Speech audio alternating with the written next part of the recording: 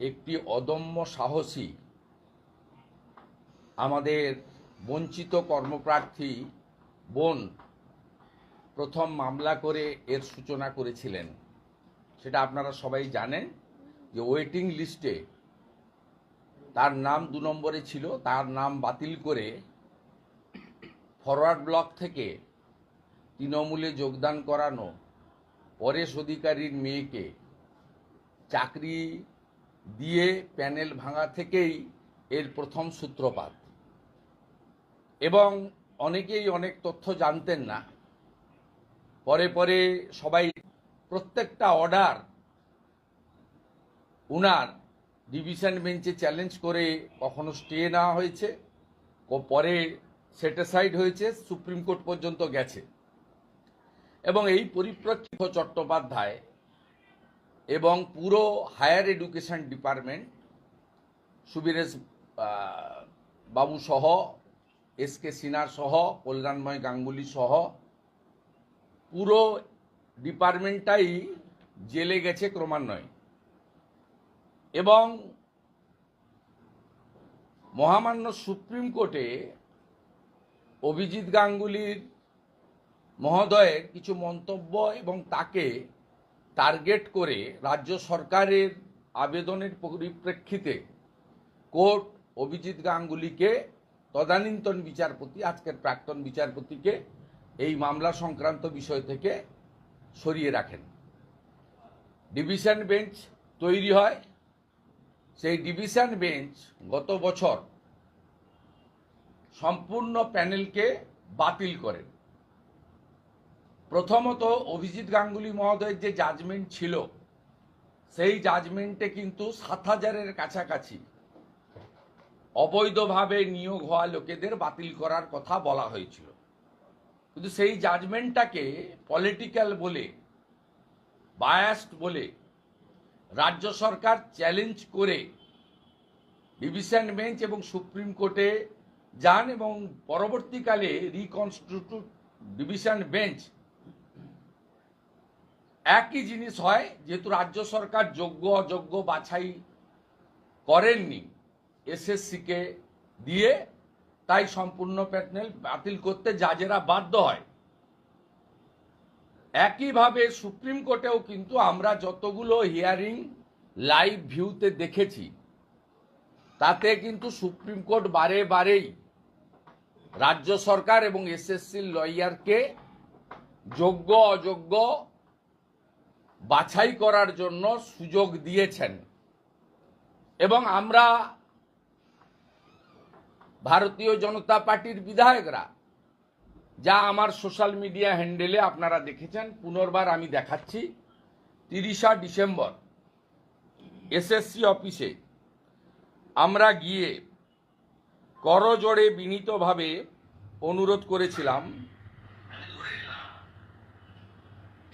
যে আপনারা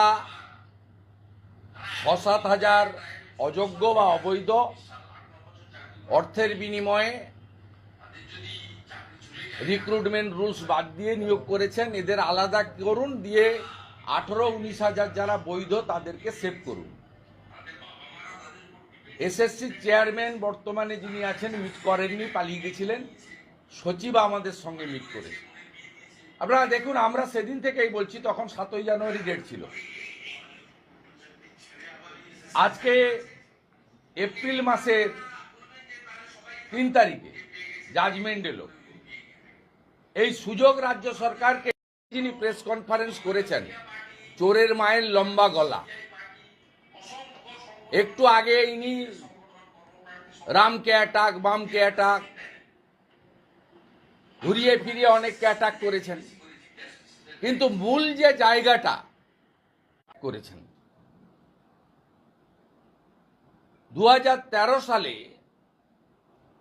পার্থ চ্যাটার্জিকে মন্ত্রিসভায় যুক্ত করার পরে, শিক্ষা দপ্তর দেওয়ার পরে, আজকে একটু আগেই চোরের মায়ের লম্বা গলা, চোরেদের রানী, তিনি বলেছেন এসএসসি দায়ী। এসএসসির হাতে কোনো ক্ষমতা ছিল না। 5টা জোনে এসএসসি অফিস আছে, শিলিগুড়ি, মালদা, বাঁকুড়া এই জোন অফিসগুলো 5টাকে তুলে দেয় পার্থ চ্যাটার্জি এসে, যেমন ডিপিএসসি তুলে দিয়েছিল জেলাতে। সরাসরি বিকাশ ভবন থেকে রিক্রুটমেন্ট হয় এবং তিনি এসকে সিনহার নেতৃত্বে 16 সালের পরে একটা রিক্রুটমেন্ট কমিটি করেন। 16 সালের রিক্রুটমেন্টেও অনেক যোগ্যরা মেধার ভিত্তিতে, পরীক্ষার ভিত্তিতে চাকরি পায়।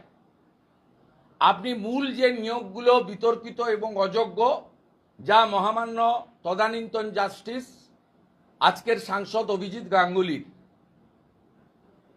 ইনিশিয়াল জাজমেন্টে বলা আছে, দেখবেন 18, 19, 20 সালে কোভিডের সময় অফিস খুলিয়ে SMS করে 18, 19, 20, 21 এই চাকরিগুলো দিয়েছেন।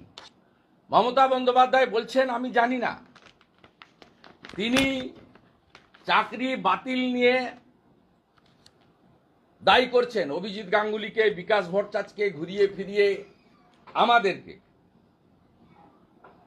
আমি আপনাকে বলি, আজকের যিনি ভারতবর্ষের উপরাষ্ট্রপতি আছেন, তদানীন্তন রাজ্যপাল, আজকে 188-এ রাজ্যপালকে নথি দেওয়া হয় না। এই রাজ্যপাল মহোদয় তেমন চুপ করে সহ্য করছেন। তদানীন্তন রাজ্যপাল আজকের উপরাষ্ট্রপতি কাছে ক্যাবিনেটের সব নোট পাঠাতে বাধ্য হতো। তিনি আটকে দিয়েছিলেন 5ই মে 2022 এই ক্যাবিনেটের নোট মমতা ব্যানার্জির কাছে অভিজিৎ গাঙ্গুলি মহোদয়ের প্রাইমারি জাজমেন্টের পরে পরেশ অধিকারীর মেয়েকে চাকরি দিতে গিয়ে প্রথম ধরা পড়ে এই হিউজ করাপশন। সেখানে চেয়ার করেছে কে? সেই মিটিংয়ে চেয়ার করেছেন Mamata Bandyopadhyay. Super numerary post. আপনি দেখুন, আমি তো আপনাকে ডকুমেন্ট দিয়ে যাচ্ছি, এই ডকুমেন্ট আপনি অন্য জায়গায় পাবেন না। তাতে কত আপনি দেখুন, in violation of merit of recommendation appointment were given beyond panel wait list, এবং এখানে অ্যাডিশনাল পোস্ট ক্রিয়েশন করার জন্য সিদ্ধান্ত নেওয়া হয়েছে। আপনি দেখুন যে class 9-10 A total of 12,905 vacancy, সেখানে আপনার পরিষ্কারভাবে এই সামগ্রিক পুরোটা মিলালে আপনার অতিরিক্ত শূন্য পদের জন্য প্রায় 6,000-এর কাছাকাছি নতুন শূন্য পদ ক্রিয়েশনের জন্য রাজ্য সরকারের পক্ষ থেকে মমতা ব্যানার্জির নেতৃত্বে এই ক্যাবিনেটে রেজুলেশন হয়েছিল। তার মানে মমতা ব্যানার্জি জানতেন যে 6,000 লোককে তার ভাইপো পার্থ চ্যাটার্জিরা মিলে অবৈধভাবে টাকার বিনিময়ে এবং নেতা নেত্রীদের আত্মীয়দের চাকরি দিয়েছেন। এবং আজকে অভিজিৎ গাঙ্গুলির জাজমেন্টকে যদি চ্যালেঞ্জ না করা হতো, তাহলে 19,000 যোগ্য কর্মপ্রার্থীর হা হুতাশ চোখের জল আমাদের এই বাংলায় দেখতে হতো না। আজকে ডিভিশন বেঞ্চ এবং সুপ্রিম কোর্টের দীর্ঘ হিয়ারিংয়ে যদি রাজ্য সরকারের 25 লাখি লয়ার যদি সেখানে যোগ্য এবং অযোগ্য তালিকা ফেলে দিতেন, সুপ্রিম কোর্ট আজকে 26,000-এর নিয়োগ বাতিল করত না। এবং সমগ্র ঘটনাটা মমতা বন্দ্যোপাধ্যায় করেছেন। তার নেতৃত্বে এটা হয়েছে। তাই ডিভিশন বেঞ্চ যে জাজমেন্ট দিয়েছিল তাতে অতিরিক্ত শূন্য পদ তৈরি করাটাকে একটা ক্রাইম বলে বলা হয়েছিল, যে হাইয়েস্ট লেভেল থেকে এই দুর্নীতি এবং ক্রাইমটা করা হয়েছে। কারণ মুখ্যমন্ত্রী ওই ক্যাবিনেটে চেয়ার করেছেন, ওই 5ই মে 2022 ক্যাবিনেটে উপস্থিত থাকা ল্যাম্পপোস্টরা সমর্থন করেছেন আর চিফ সেক্রেটারি ইনিশিয়েট করেছেন। মনীষ জৈন পুরো পরিকল্পনাটাকে পেপার বানিয়ে, নোট বানিয়ে, ভাইপোর একজন ঘনিষ্ঠ লয়ার তাকে রেখে এই নোট বানিয়ানো হয়েছে এবং মমতা বন্দ্যোপাধ্যায় ছাড়া এই ক্যাবিনেট রেজুলেশন হতে পারে না। তিনি চেয়ার করেছেন। আগে কি কি এজেন্ডা আসবে সেই এজেন্ডা মমতা বন্দ্যোপাধ্যায়কে অনুমোদন দিতে হয়। এটা ধরা পড়েছে দুভাবে। রাজভবনে পাঠিয়েছিলেন ফাইল, রাজভবন তদানীন্তন রাজ্যপাল আজকের উপরাষ্ট্রপতি জগদীপ ধনখড় অ্যাপ্রুভ করেনি। রাজ্য সরকার সুপ্রিম কোর্টে গিয়ে প্রাথমিকভাবে সিবিআই যে ইনভেস্টিগেশন অতিরিক্ত শূন্যপদ ক্রিয়েশন নিয়ে স্টে নিয়েছিলেন। এবং আপনারা দেখবেন এই যে জাজমেন্টে যেমন যোগ্যদের বাঁচানোর চেষ্টা রাজ্য সরকার করেনি, সাথে সাথে রাজ্য সরকারের সবচেয়ে বেশি কনসার্ন এবং তারা উদ্বিগ্ন ছিলেন অতিরিক্ত শূন্যপদ ক্রিয়েট করার জন্য, সিবিআই তদন্ত আটকানোর জন্য। তাই একটা স্পেশাল পিটিশন তারা লাগিয়েছেন চিফ জাস্টিসের কাছে।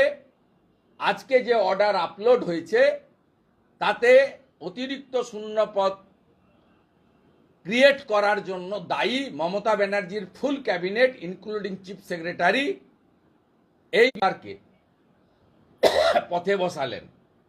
16 সালের 23 লক্ষ পরীক্ষার্থীকে আবার পুনরায় 9 বছর ডিটাচ থাকার পরেও অতি সত্বর 3 মাসের মধ্যে পরীক্ষা দিতে হবে এবং সেই পরীক্ষায় একাডেমিক, রিটেন এবং ভাইবা মিলিয়ে কাদের পরিণতি কি হবে কেউ জানে না।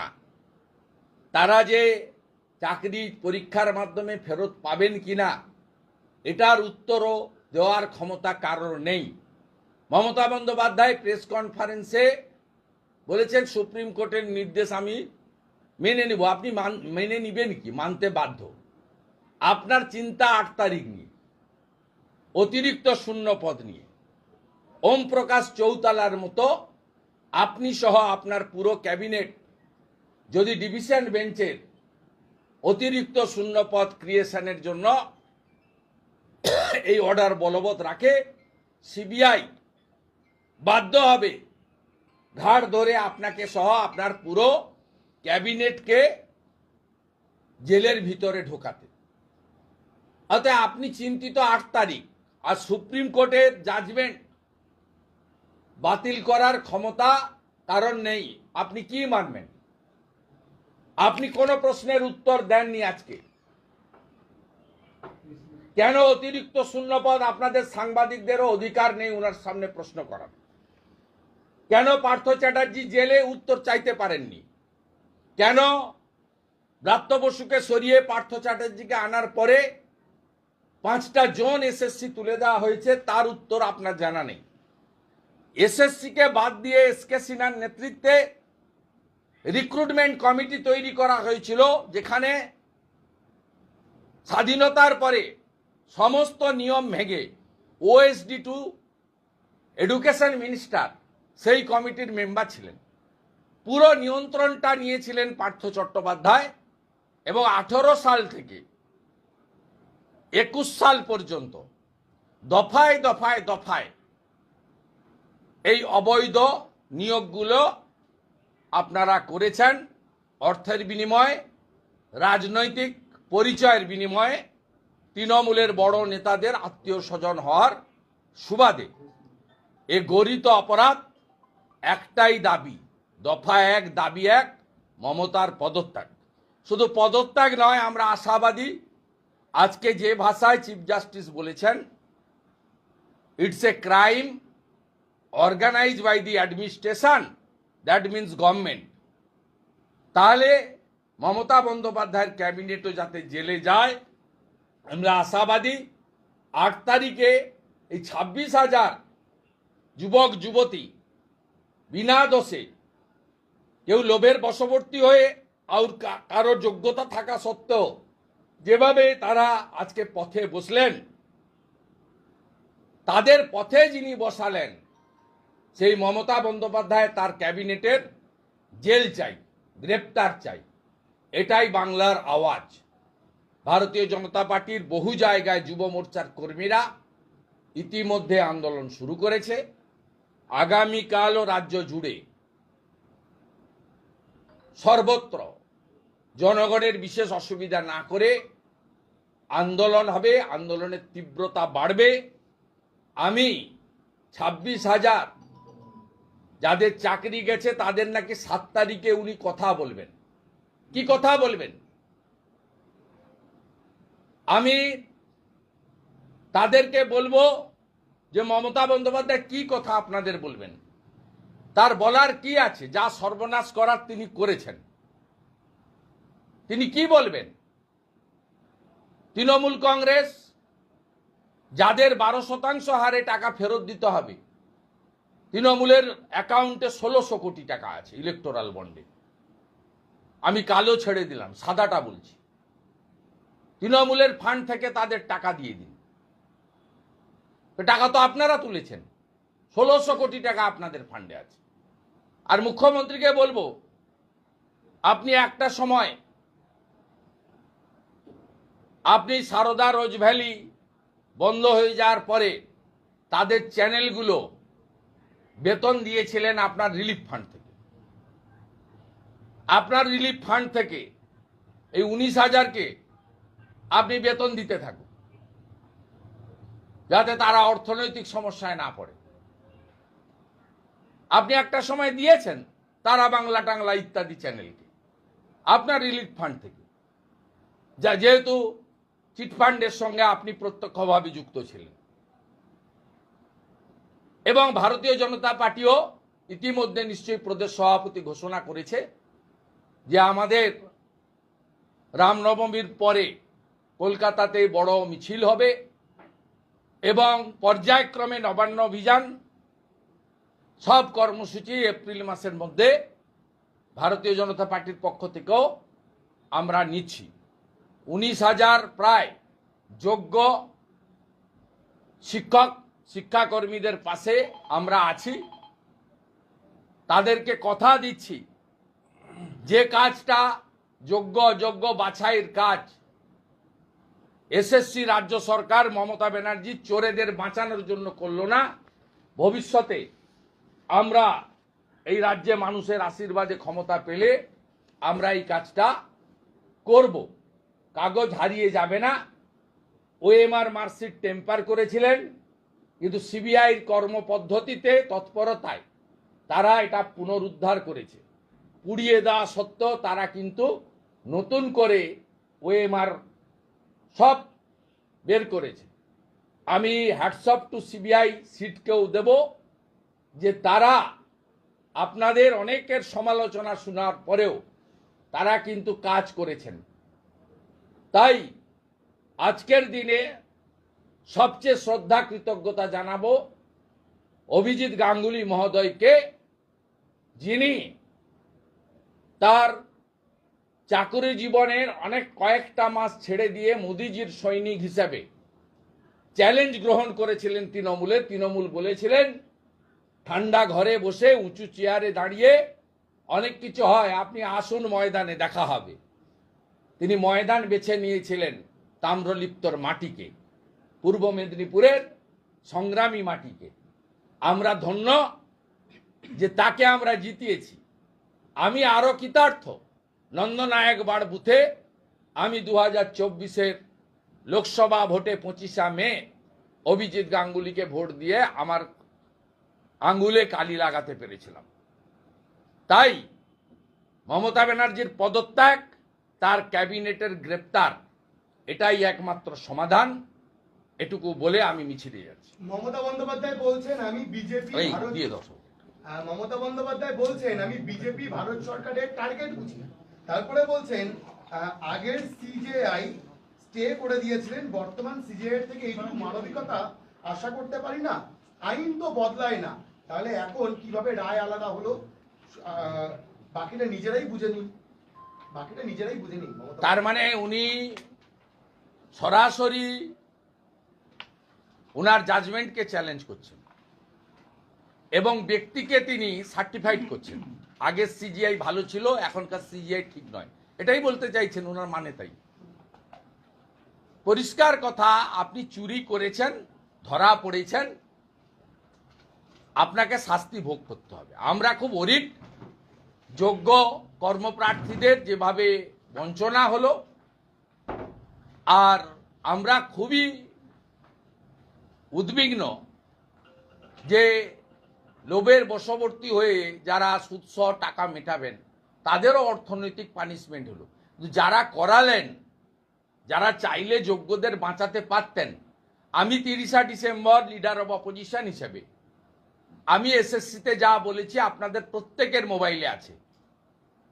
আমার সঙ্গে এমএলএ অরূপ দাস আছেন, তিনি সেদিনও ছিলেন, তিনি পেশায় একজন প্রধান শিক্ষক, রিটায়ার করেছেন। আমরা গেছিলাম সেদিন, ইচ্ছা করে করলেন না। আজকে মমতা বন্দ্যোপাধ্যায় বলছেন অনেকে ডিপ্রেশনে চলে যাচ্ছে, কোনো অঘটন ঘটলে দেখবে কে? সেই জন্য উনি দেখবেন। উনাকে তো আমি দুটো প্রস্তাব দিলাম। যারা টাকা দিয়েছে আপনাদের লোকরাই টাকা নিয়েছে, আপনার পার্টি ফান্ডে টাকা এসেছে, আপনার 1600 কোটি টাকা যে ফান্ডে আছে, আপনি ভাইপো বসে ওদেরকে 12% সহ ওদেরকে পার্টি ফান্ড থেকে টাকা দিয়ে দেন। আর যারা যোগ্য তারা 3 মাস তো তাদের চাকরি যাচ্ছে না, তারা পরীক্ষায় বসবে, সুপ্রিম কোর্ট ফাইনাল বসবে, তারা পড়াশোনা থেকে দূরে আছে, অনেকে পাস করবে, অনেকে করতে পারবে না। যারা করতে পারবে না 3 মাসের পর থেকে আপনি যতদিন মুখ্যমন্ত্রী থাকবেন, আপনি যেভাবে চ্যানেল 10 আর তারা বাংলা চিটফান্ড বন্ধ হওয়ার পরে পেমেন্ট দিয়েছিলেন চিফ মিনিস্টার রিলিফ ফান্ড থেকে, এদেরও দিন 26-এ বিজেপি আসবে, আমরা যোগ্যদের তালিকা বের করে সেই তালিকা নিয়ে সুপ্রিম কোর্টে যাব, রিভিশন পিটিশন করব। আমরা কথা দিচ্ছি, আমরা যোগ্যদের তালিকা নিয়ে, সিবিআইও বলে দিয়েছে, মার্ক করে দিয়েছে কারা যোগ্য কারা অযোগ্য, অযোগ্য কারা। সিবিআই ওই সংখ্যাটা আপনার 6000 থেকে 7000, 7500-এর মধ্যে একটা ফিগার আছে, বাকি কিন্তু সব যোগ্য। এটা অভিজিৎ গাঙ্গুলির ইনিশিয়াল জাজমেন্টেও আছে, সিবিআই যে রিপোর্টগুলো দিয়েছে তাতেও কিন্তু তারা একই কথা বলা হয়েছে, যেহেতু রাজ্য সরকার বা এসএসসি সেগ্রিগেট করলো না, সেই কারণে সবার উপরে করলো। কারণ আইন কখনো কাগজ ছাড়া, ডকুমেন্ট ছাড়া হয় না, তাই বাধ্য হয়েছেন সিজিআই। আমি আপনাকে ডকুমেন্টস দিয়েছি, আমি ডকুমেন্ট দিয়েছি এবং আমি প্রণাম করি জগদীপ ধনখড়কে, তিনি অনুমোদন দিলে এই অতিরিক্ত শূন্যপদ ক্রিয়েশনও হয়ে যেত। মমতা বন্দ্যোপাধ্যায় বলছেন যে আমরা রেকর্ড খুঁজে বার করব। কেউ কেউ তখন মন্ত্রী ছিলেন, কোন জেলায় বেশি চাকরি পেয়েছে, কোন জেলায় বেশি চাকরি? খুঁজুক না, উনি 5 বছর ধরে খুঁজে বেড়াচ্ছেন, পুরুলিয়াতে, মুর্শিদাবাদে খুঁজে বেড়ান। এই নোংরা চোর পার্থ চ্যাটার্জি, আমি আগেও বলেছি, আজও বলছি, আমি আমার বিধানসভাতে একটা চক ডাস্টারও চাইনি ওর কাছ থেকে। পার্থ চট্টোপাধ্যায় একটা নোংরা লোক, উনি এই কথাটা ভাঙা রেকর্ড, এই করে করে 21-এ হেরেছে, আবার 26-এ হারবে। ওনার যদি পিতৃ পরিচয় সঠিক থাকেন, ওনার বাবা নাকি স্বাধীনতা সংগ্রামী, আমি বলবো প্রমাণ দিন। আপনি এটা অ্যাসেম্বলিতেও 21 সালের পর থেকে বলেছেন, পুরুলিয়ার চাকরি, মেদিনীপুরের চাকরি, 24 পরগনায়, আপনি মুর্শিদাবাদ কে দেখতো, মালদা কে দেখতো। আরে বের করুন, আপনি ফাটা কাগজ বের করুন, ছেঁড়া কাগজ বের করুন। আপনি একটা ডাকাত, আপনাকে জেলে যেতে হবে, কেউ বাঁচাতে পারবে না। আর 8 তারিখে যদি সিবিআই ডিভিশন বেঞ্চের অর্ডার আপহোল্ড না রাখে, আমরা বিজেপি ক্ষমতায় আসার পরে কমিশন বসিয়ে আপনাকে জেলে পাঠাবো এই দুর্নীতির জন্য। আপনি নিশ্চিন্ত থাকুন, আপনার শেষ পরিণতিটা জেলে। এবং শুধু আপনি নয়, আপনার ভাইপো সহ, যার নাম 73 মিনিটে 73 বার সুজয় কৃষ্ণ ভদ্র বলেছে। শিক্ষা ব্যবস্থা কোন দিকে এগোচ্ছে? শিক্ষা ব্যবস্থা কোন দিকে এগোচ্ছে? শিক্ষা ব্যবস্থা ধ্বংস হয়ে গেছে। মমতা বন্দ্যোপাধ্যায় বলছেন যে কারো পরিবার যদি অচল হয়ে যাও, বিজেপি সিপিএম সচল থাকতে পারবে না। বিজেপি এবং সিপিএম সচল থাকবে না, কারো পরিবার যদি অচল হয়ে যায়, কিছু যদি হয় দায় করুন না, আপনি তো পারমিশন দেন না। আজকে 80তম পারমিশন নিয়ে করছি। আপনি তো বারুইপুরে আমার গাড়ি ভাঙলেন, প্রতিদিনই বিজেপি নেতারা আক্রান্ত হয়। নিখিলদের গাড়ি ভাঙলেন, দিলীপ দা তার উন্নয়নের কাজে গেছিল, তাকে মহিলা দিয়ে অসম্মান করলেন। প্রতিদিন তো করেন, তো কত কর্মী মার খায়, রক্ত পড়ে। করুন, তার মানে কি আপনাকে মাঠ ছেড়ে দেবো নাকি আমরা?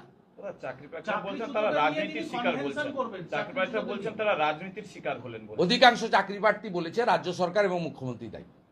চাকরিচ্যুতদের নিয়ে তিনি আমাদের সঙ্গেও প্রচুর চাকরিচ্যুতদের নিয়ে তিনি 7 তারিখে সম্মেলন করবেন বলছেন। কি সম্মেলন করবেন, কি বলবেন তিনি কি বলবেন? চাকরি প্রার্থীরা শিক্ষিত লোক, তারা জানে। অভিজিৎ গাঙ্গুলি তো 7,000 সামথিংকে চাকরি অযোগ্য বলেছিল। 26,000 ফিগারটা হলো কার জন্য? মমতা ব্যানার্জির অহংকার। 220 জন এমএলএ আছে, পুলিশ আছে, গুন্ডা আছে, শকত মোল্লা জাহাঙ্গীররা আছে, শাহজাহানরা আছে। আমি মানেই সব, সংবিধান আমি, পশ্চিমবঙ্গ আমি, পতাকা পাল্টে দেব, জাতীয় সঙ্গীত পাল্টে দেব, হিন্দু শেষ করে দেব, যা খুশি করব আমি। এই যে ঔদ্ধত্য দম্ভ, এর জন্য হয়েছে।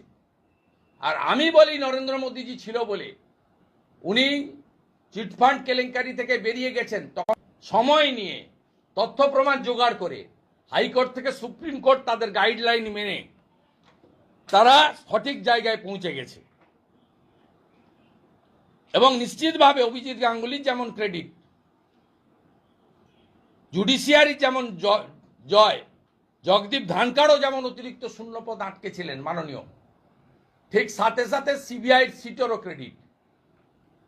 আজকে তো মমতা বন্দ্যোপাধ্যায় অভিজিৎ গাঙ্গুলিকে চিনতেই পারছেন না, বলছেন গাঙ্গুলি নাকি একটা জ্বালা জ্বালা, ভীষণ হিংসা। উনি বলছেন এই যে নাম না করে আমাকে বলছেন না, আপনি 13 সাল থেকে পার্থকে দিয়ে কি করেছেন আমরা জানি। ইপিএসসি তুলেছেন, এসএসসি ভেঙে দিয়েছেন, সব নিয়োগ 18 থেকে, সব ভাইপোর অফিস থেকে হয়েছে। শান্তনু কুন্তল এরাই সব মাথা। ইনিশিয়াল ছাড় পেয়েছে 1.5-2 বছর জেলে থেকে, ফাইনালি তো আরো 4 বছর জেল খাটতে হবে। প্রপার্টি অ্যাটাচমেন্ট হয়েছে, অ্যাকাউন্ট ফ্রিজ হয়েছে। চলুন আগাতে বলুন, আগাতে বলুন, সামনে ধরুন। दादा কথা বলুন। 26,000 नौकरी हुए हुए शिक्षकों ने सभी दल को बीजेपी सीपीएम तो राजनीति लगा रहा है, इसके कारण भुगत रहा है। सीधा सीधा ममता बनर्जी का रिस्पॉन्सिबिलिटी। इनिशियली जो जजमेंट आया, x justice honourable member of parliament now, उसकी तरफ से 7,000 की करीब इलीगल था। ममता बनर्जी ने डिवीजन बेंच सुप्रीम कोर्ट करके आज फाइनली 26,000 का नौकरी खो दिया। इसके लिए पूरे के पूरा जिम्मेदार बंगाल सरकार है। और ममता बनर्जी का चेयरमैनशिप में 2022 5th में एडिशनल पोस्ट क्रिएशन करने के लिए कैबिनेट के मीटिंग हुआ था। उस मीटिंग में चेयर खुद सीएम ने की। इसलिए सीधा सीधा आपका इसके लिए जिम्मेदार ममता बनर्जी की सरकार है। और ज़्यादा से ज़्यादा जो नौकरी सेल हुआ उसमें भातीजा का इन्वॉल्वमेंट है। उनकी भातीजा और उनकी जो टीम कॉकस ये नौकरी बेचने का काम किया। दादा, ममता जी ने बोल रहा है कि एजुकेशन सिस्टम को बर्बाद कर रहा है बीजेपी और सीपीएम मिलके। एजुकेशन सिस्टम को वेस्ट बंगाल में बंगाल में हर 8 से 80 सबको पता है। इसके लिए जिम्मेदार कौन है? कौन बंगाल की हर एजुकेशन हेल्थ से लेकर सब सिस्टम को खत्म कर दिया? सबको पता है। छोटे छोटे बच्चे घर परिवार रो रहे हैं सिक्को में, क्या होगा उनके संसार? ये देखिए, ये तो ममता बनर्जी को रिस्पॉन्सिबिलिटी लेना चाहिए। उनको जो इकोनॉमिक जो सफर करना पड़ेगा उसको भरपाई ममता बनर्जी को करना चाहिए। उनका पार्टी का बड़ा फंड है, करीब करीब 2000 करोड़ का फंड है, उसमें से वो डिस्ट्रीब्यूट कर दीजिए रुपया, कोई दिक्कत नहीं। दादा सेंट्रल में वॉकअप बिल पास हो गया, सेंट्रल में वॉकअप बिल पास हो गया, इस बारे में क्या? बहुत बढ़िया, आज राज्यसभा चल रहा है, सब लोग का उम्मीद है हिस्टोरिक डिसीजन। दादा आप इसके पहले भी बहुत बार ये बोल चुके हैं कि पूरे के पूरे कैबिनेट को गिरफ्तार करना आपको मैं चाहिए। एक पेपर दे दिया ना, हाँ। आपको मैं पेपर दे दिया, वो पेपर देख लीजिए ना, इसको आप इस कैबिनेट का नोट दे दिया ना। मैं तो डॉक्यूमेंट के आधार से बोल रहा हूँ। आज का जो वाइस प्रेसिडेंट है ऑनरेबल जगदीप धनखड़ जी, दीदेन गवर्नर, उन्होंने रोक दिया था। वो कैबिनेट का डिसीजन में गवर्नर को एक साइन मिलता है, उन्होंने साइन नहीं किया। ये ममता बनर्जी के अप्रूवल के बिना कैसे हुआ? ये ममता बनर्जी के अप्रूवल के बिना कैसे? अरे वो चेयर किया, इस मीटिंग में ममता चेयर किया, ममता जी। दादा She should go to the jail like Om Prakash Chautala. दादा लगातार हिंदुओं के ऊपर आक्रमण हो रहा है, लगातार हिंदुओं के ऊपर आक्रमण हो रहा है बंगाल में, हिंदुओं के ऊपर आक्रमण हो रहा है बंगाल में लगातार। जिस तरीके से कोऑर्डिनेशन मीटिंग के नाम पर डरा रहा है रामनवमी में, इसमें सरकार और एडमिनिस्ट्रेशन पूरा हिंदू विरोधी है, साबित हो गया है।